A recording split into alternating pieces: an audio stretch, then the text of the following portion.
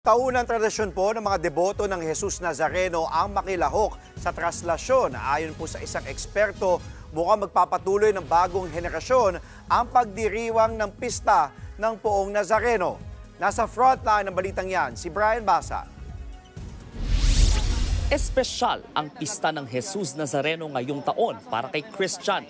Bukod kasi sa kanyang kasintahan, kasama na rin nila sa pananampalataya ang kanilang 9 na buwang gulang na anak. Lahat sila nakamaroon para sa pahalik sa Quirino Grandstand.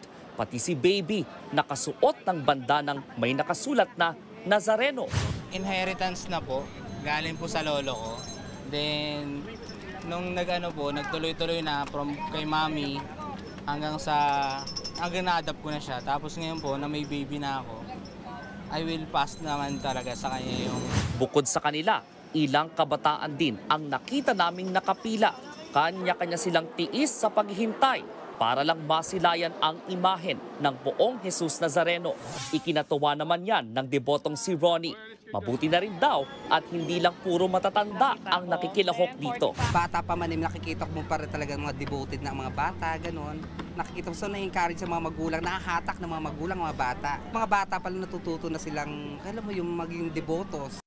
Tingin ng eksperto, ipagpapatuloy ng mga mas batang henerasyon ang tradisyon ng pista ng Nazareno. Kaya raw kasi nila itong palaganapin gamit ang teknolohiya at social media.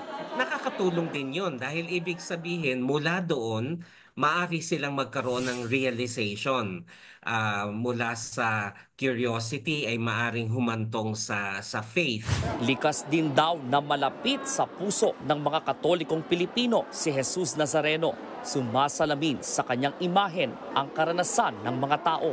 Nag-identify talaga sila sa suffering Christ. Maraming Pilipino, ayaw man natin o hindi, ay nasasadlak pa rin sa kahirapan, sa mga problema, at dahil dito naroon ang kanilang simpatiya sa nangyayari kay Hesukristo nung siya ay nagdurusa.